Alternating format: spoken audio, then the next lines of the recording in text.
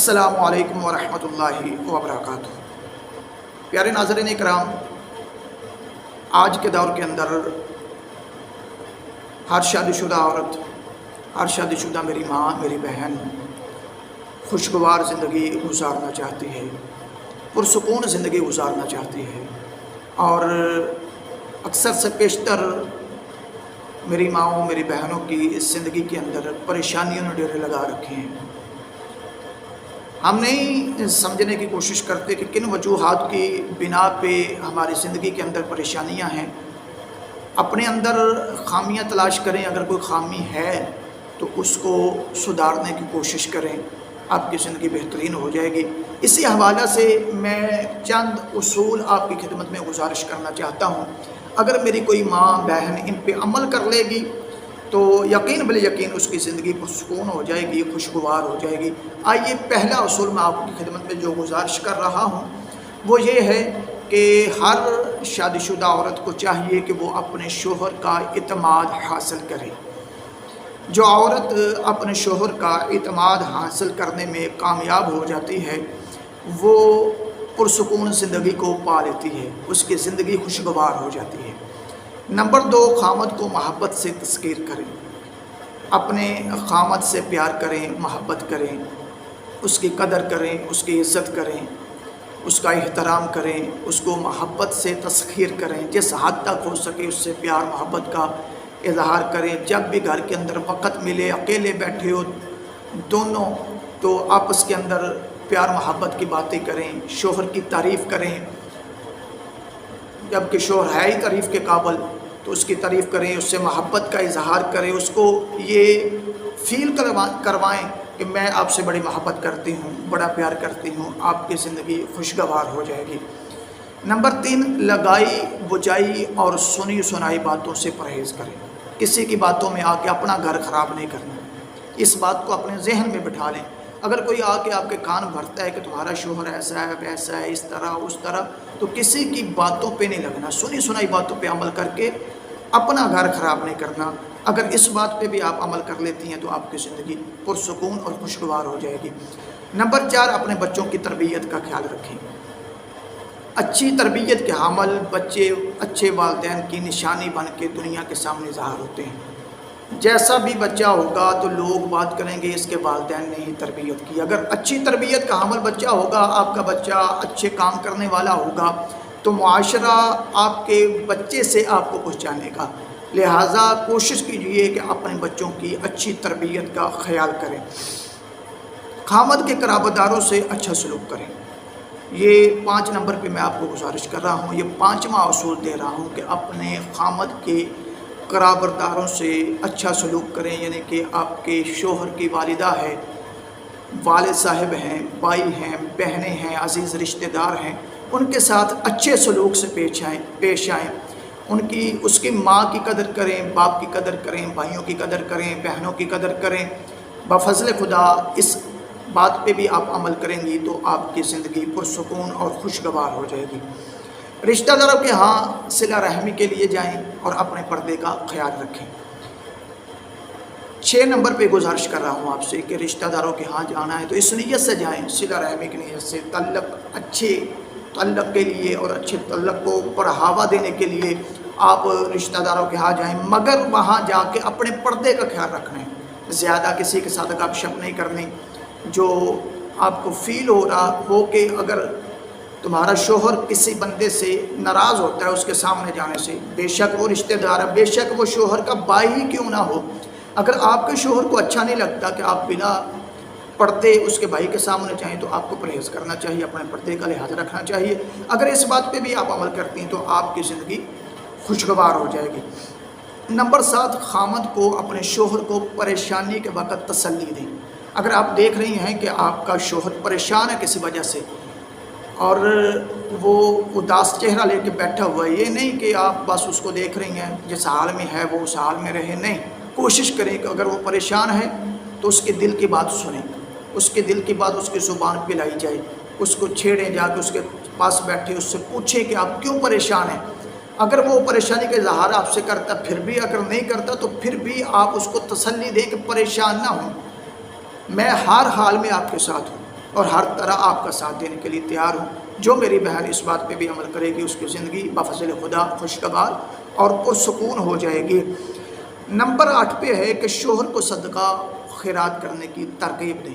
1 مہینے کے بعد، 15 دن کے بعد، 10 دن کے بعد، روز کے روز آپ کا شوہر باہر سے آتا ہے اور آ کے آپ کو پیسے دیتا ہے کہ یہ لو گھر کا خرچہ ہے، یا مہینے بعد تنخواہ لے کے ساری کی ساری تنخواہ آپ کو دے دی کہ یہ لو یہ میری مہینے کی کمائی ہے، اس نے آپ کے ہاتھ پہ رکھ دی، تو اب آپ کا فرض بنتا ہے، بلکہ آپ کا حق ہے کہ اپنے شوہر کو یہ ترغیب دلائیں کہ بندے خدا اس میں سے کچھ راہ خدا میں صدقہ و خیرات کر کے آپ، اس عمل سے بھی آپ کی زندگی خوشگوار ہو جائے گی۔ نمبر 2، کھانے کو ذکر و فکر کے ساتھ پکائیں۔ نمبر 10، کام کو وقت پر سمیٹنے کی عادت ڈالیں، گھر کو صاف ستھرا رکھیں۔ نمبر 11۔ نمبر 12 پہ ہے فون پر مختصر بات کرنے کی عادت ڈالیں۔ کچھ عورتوں کو نا فون پہ لمبی لمبی باتیں کرنے کی عادت ہوتی ہے، اور وہ ساری رات بھی فون پہ لگی رہتی ہیں، 2-2 3-3 گھنٹے شوہر پاس پڑا ہے اور وہ فون پہ اپنے بھائیوں کے ساتھ، اپنی بہنوں کے ساتھ، اپنے عزیز رشتہ داروں کے ساتھ فون پہ لگی رہتی ہے لمبی۔ کوشش کریں کہ فون پہ حال حوالے تک بات کی جائے، شوہر کی موجودگی کے اندر فون پہ کم سے کم بات کی جائے، اس سے بھی آپ کی زندگی خوشگوار ہو جائے گی۔ نمبر 13، اہم باتیں نوٹ کرنے کے لیے ایک نوٹ بک بنا لیں۔ اپنے ایک نوٹ بک بنائیں، اس پہ روز کے روز نوٹ کیا کریں کہ آج میرے شوہر نے اس بات سے مجھے ٹوکا ہے، یہ میری عادت میرے شوہر کو اچھی نہیں لگی، یہ میری عادت میرے شوہر کو بڑی اچھی لگی ہے، یہ کام جو میں نے کیا ہے اس پہ میرے شوہر نے میری تعریف کی ہے، اور یہ جو میں نے کام کیا ہے اس سے میرے شوہر نے مجھے ٹوکا ہے۔ اس طرح کیا ہوگا کہ زندگی کا ایک اصول بن جائے گا، بہت ساری غلطیاں کرنے سے آپ بچ جائیں گی، اور شوہر کی ناراضگی کی بجائے اس کی محبت کا محور و مرکز آپ بن جائیں گے، کہ جب آپ روز نوٹ کریں گی کہ آج میرے شوہر نے مجھے اس بات سے روکا ہے، تو کل وہ بات آپ نہیں کریں گے۔ اگر ذہن سے نکل بھی جائے گی تو نوٹ بک کو جب اگلے دن کی بات لکھنے کے لیے کھولیں گی تو پچھلی باتوں کو آپ خود بخود دہرا لیں گی، دیکھ لیں گی کہ یہ میرے شوہر نے کل مجھے اس بات سے ٹوکا تھا، میں نے دوبارہ یہ کام نہیں کرنا، اس بات پہ میرے شوہر نے میری تعریف کی تھی، تو لہٰذا میں دوبارہ سے یہ کام کروں گی، یہ کام میرے شوہر کو اچھا لگتا ہے، میری یہ حرکات میرے شوہر کو اچھی لگتی ہیں، لہٰذا اہم باتیں نوٹ کرنے کے لیے ایک نوٹ بک بنا لیں۔ ضرورت کی کچھ چیزوں کو سنبھال کر کے رکھیں، اس سے بھی آپ کی زندگی خوشگوار ہو جائے گی۔ خامد کو دعاؤں کے ساتھ رخصت کیا کریں۔ جب آپ کا خامد گھر سے نکلے سفر کے لیے، کہیں جا رہا ہو اپنے کام پہ، اپنی ڈیوٹی پہ، یا روزانہ وہ گھر صبح نکلتا محنت مزدوری کے لیے یا اپنے دفتر کے لیے نکلتا ہے، تو آپ کوشش کریں کہ جب آپ کا شوہر گھر سے نکلے نا تو دروازے تک اس کے ساتھ جائیں، دروازے میں جب اس کو رخصت کریں تو پھر دعاؤں کے ساتھ رخصت کریں، اس سے آپ کی زندگی خوشگوار اور پرسکون ہو جائے گی۔ خامد کے آنے سے پہلے اپنے آپ کو صاف ستھرا کریں۔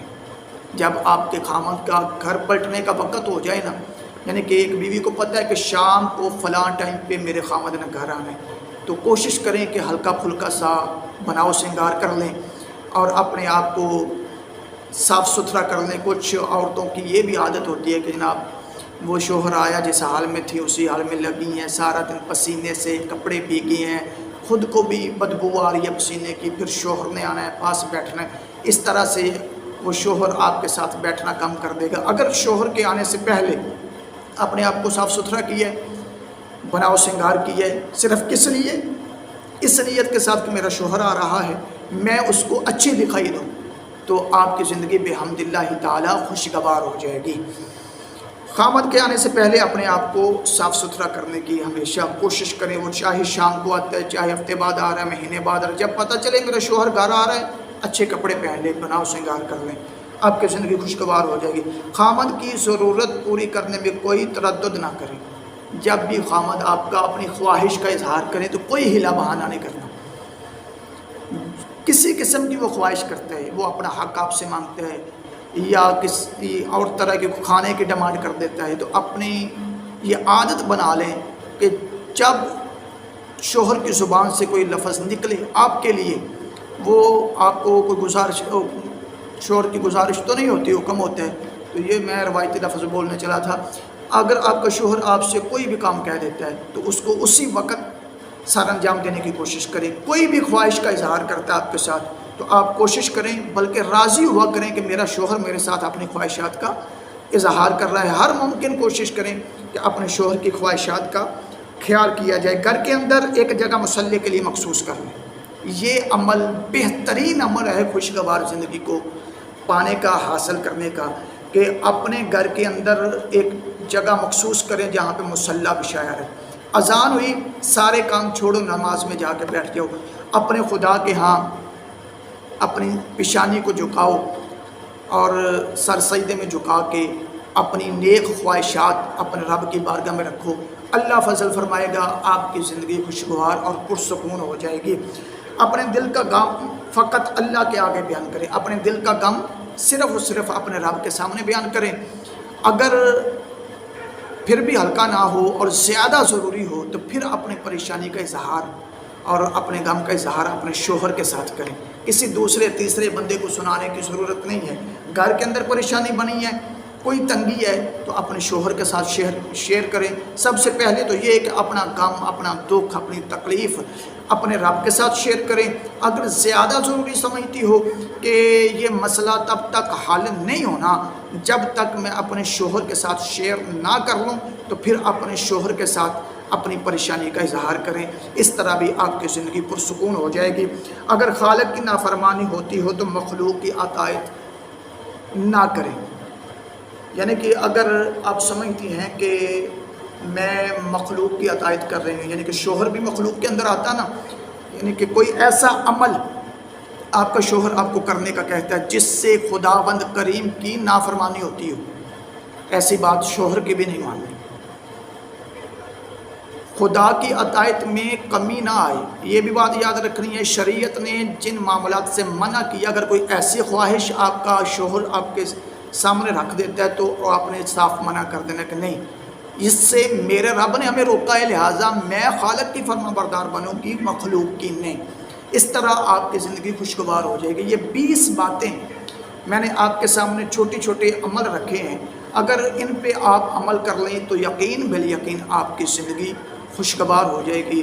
میری دعا ہے کہ اللہ تبارک و تعالیٰ میری ہر ماں، ہر بہن کو اپنے گھر کے اندر پرسکون زندگی عطا فرمائے اور اپنے شوہر کی تابعداری کرنے کی توفیق عطا فرمائے۔